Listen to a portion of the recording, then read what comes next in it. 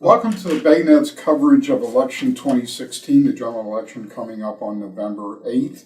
I'm Dick Myers, and with me today is Jim Davis, who is a St. Mary's County Board of Education candidate from the 2nd District. Good to have you here today, Jim. Thank you, Dick. Thank you. Tell us a little bit about yourself.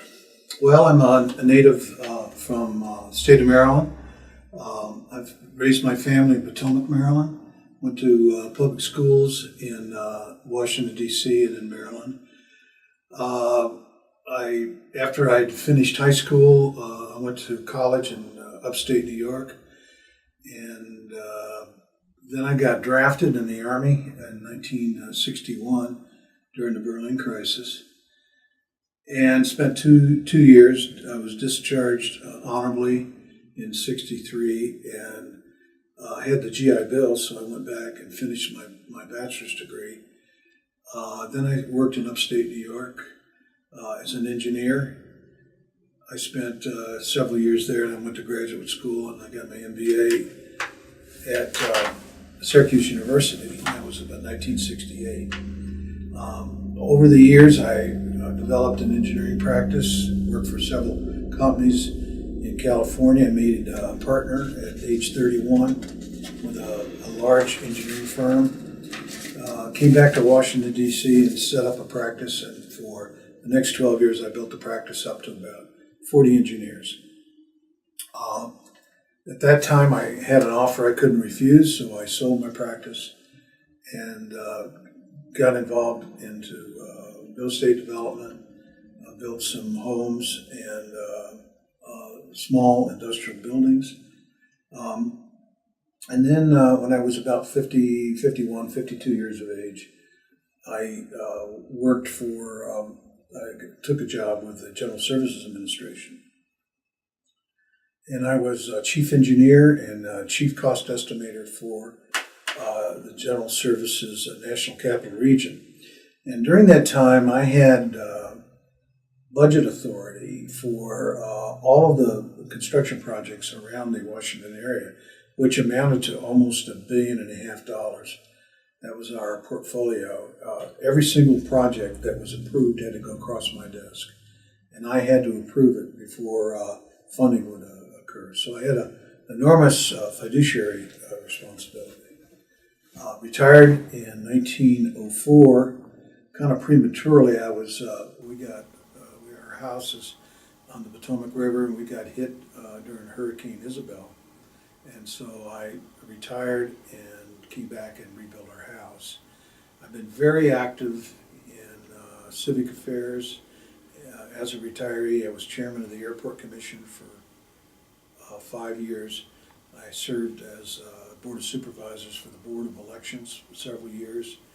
I'm a member of the American Legion, member of the Fraternal Order of Police, Lodge number 7, past president of the Lexington Park Rotary Club. I'm a member of the Leonardtown, the Lions Club.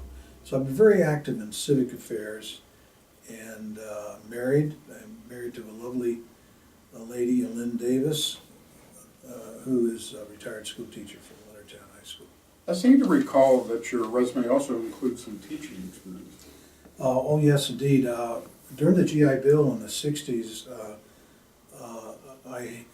I'm a pilot. I got almost all of my ratings through the GI Bill. And one of them was I'm a certified flight instructor. So for 50 years, I'm as a certified instructor. I've given numerous pilots flight training. I'm also, after I retired, I served as assistant professor at the College of Southern Maryland, and I taught for 5 years. I started the program in construction management, and I taught finance, construction management, and engineering. So your opponent, Justin Fiore, and neither of you are incumbents, so you're pretty much on equal footing. You're about 50 years apart in age. I don't know the exact amount, but probably somewhere in that range.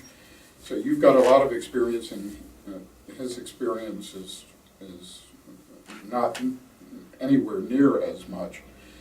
Speak to that, to our audience about how you think your experience might make you a better school board member than his experience.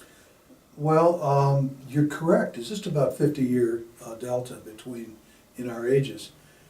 I gave an analogy at the League of Women Voters last week that when I was coming back from London, I walked into the airplane, and on the right seat was a young pilot that looked very similar to my candidate, Justin Fiore. And I said, uh-oh. And then I looked over to the left, and there was a seasoned old sage pilot with gray hair that kind of looked like me, and I was very, very comfortable on our flight across the Atlantic. The metaphor, of course, is that I knew that that man, just looking at him, had probably 50,000 hours of flight experience. And believe me, as a seasoned pilot with a license for over 50 years, there's nothing more important than flight experience, because most of what you learn is in the cockpit, not in the classroom. So in terms of differentiation between our skill sets, I would probably simply say that the school board is a $200+ million operation. It's the second largest employer in the state. There's 5 candidates, or there's 5 seats for the school board, and I'm asking to be elected to one of those seats. It's very, very important, in my opinion, that the persons that are on the school board have a fundamental understanding of business, of finance, engineering, and most importantly, in teaching. I have all of those credentials. I'm a teacher, I'm a design engineer. There's, if an architect comes up and proposes an $800 million or an $80 million school, for example, I'll be able to take a look at the drawings and find out if, in fact, it's not 70 million instead of 80 million. I've worked with architects all my life, and I can deal with the architects. The fiduciary experience, I have an MBA in finance, and I've handled very, very large projects. So I have the strong fiduciary experience. As I mentioned earlier, engineering, and most importantly, I'm an entrepreneur. I've owned 4 successful businesses, and every time I made payroll for my employees, I was responsible for raising the funds to make sure I can make payroll. There's nothing more important than having the experience to, number one, provide risk of your own capital for the benefit of growing a company, and I have that experience. What's your assessment of the quality of education that the students in St. Mary's County are getting? I think, to the credit of Superintendent Smith, his predecessor, and most importantly, the school teachers in the county, that we have a first-rate educational system. And I can speak with quite a bit of experience. For example, in St. Mary's County, we have a graduation rate of around 92%.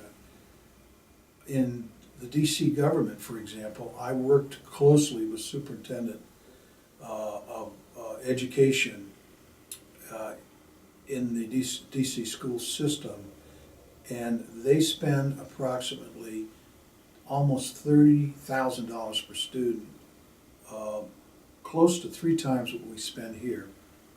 And they're rated as one of the worst school systems in the country, if not the worst. Maryland,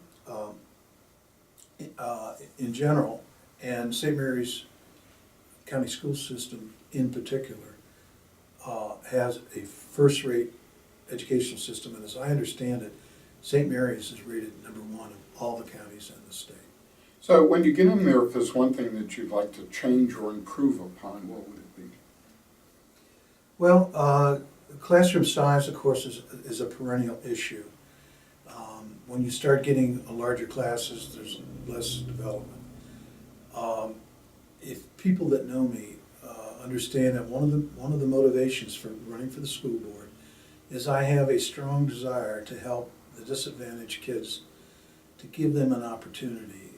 I pointed out that I was a failing student in high school, and I was so fortunate to have a mentor that took a liking to me. He understood that I had the intelligence, but I didn't have the motivation or the interest in schoolwork.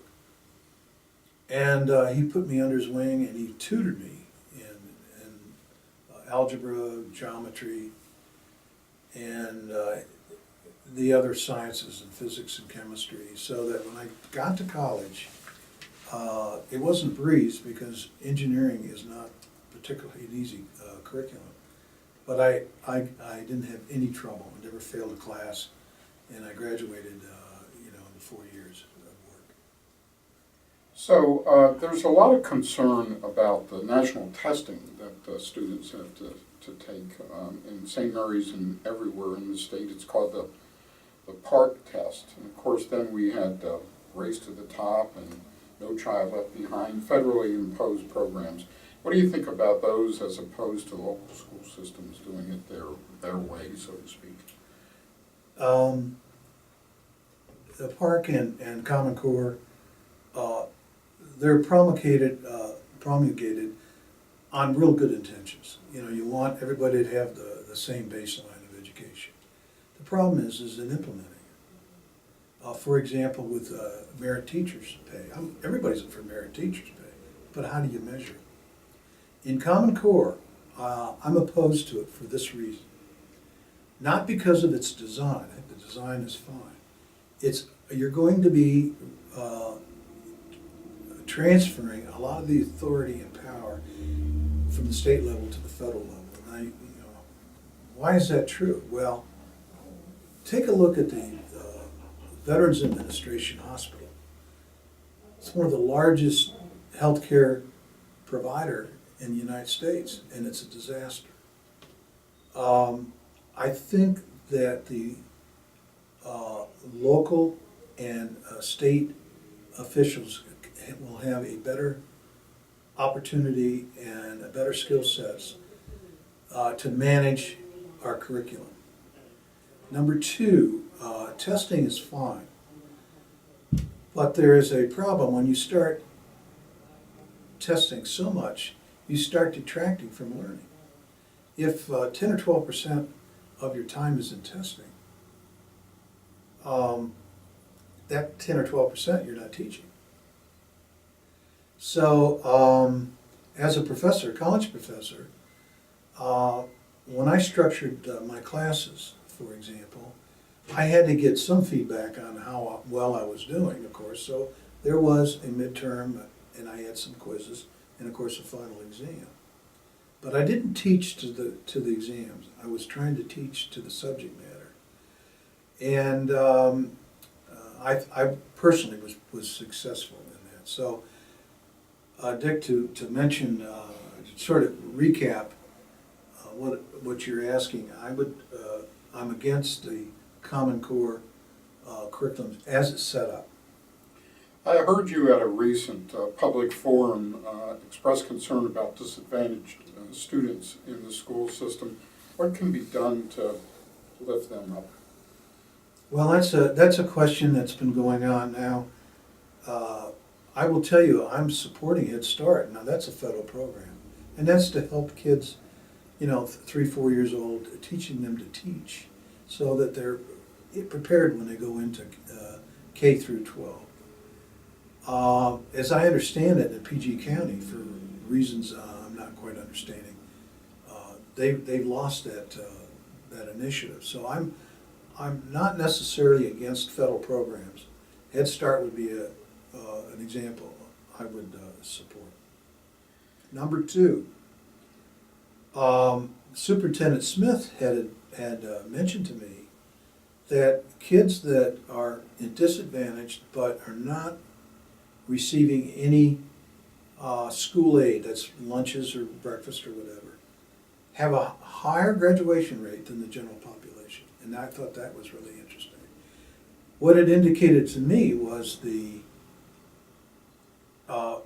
importance of or the lack of the economic benefits of the student. As a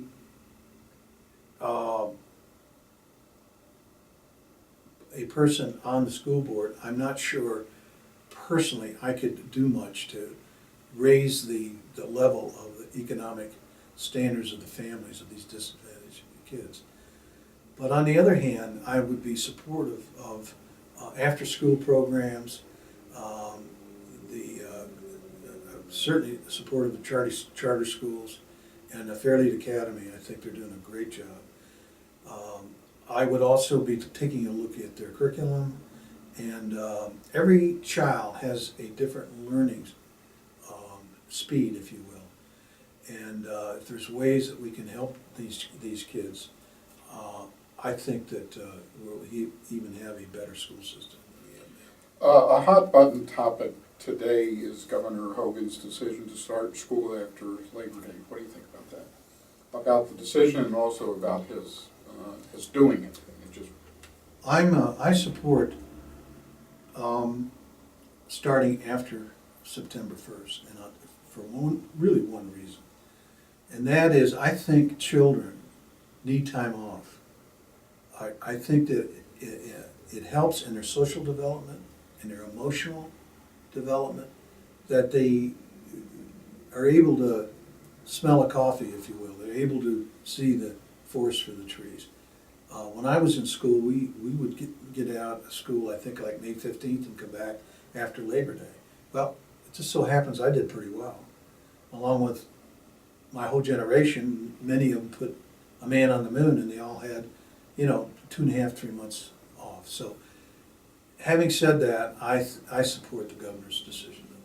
It sounds like you wouldn't support a 12-month school system where the kids had off periodically, but not in one large chunk like they do right now. Well, I would comply to the law. There's no question. I would articulate as best I could my feelings. I'm only one vote of 5 votes on the school board. And one of my arguments for candidacy is that I have the leadership. I was a military officer, so I got formal leadership training, MBA, and I can work with the other 4 members, whoever they might be. And in all modesty, I think that on some issues, I may have make persuasive arguments for my positions. So just one real quick final question. What do you think about the school board position being elected, and also should there be term limits? I happen to be a strong supporter of term limits. I know that's not can be a very unpopular position. I think, for example, in the U.S. Congress and in the Senate, as an example, we have term limits for the president. I don't know why we shouldn't have term limits. We have 85 or 90% of the Congress has been in for like over 20 years.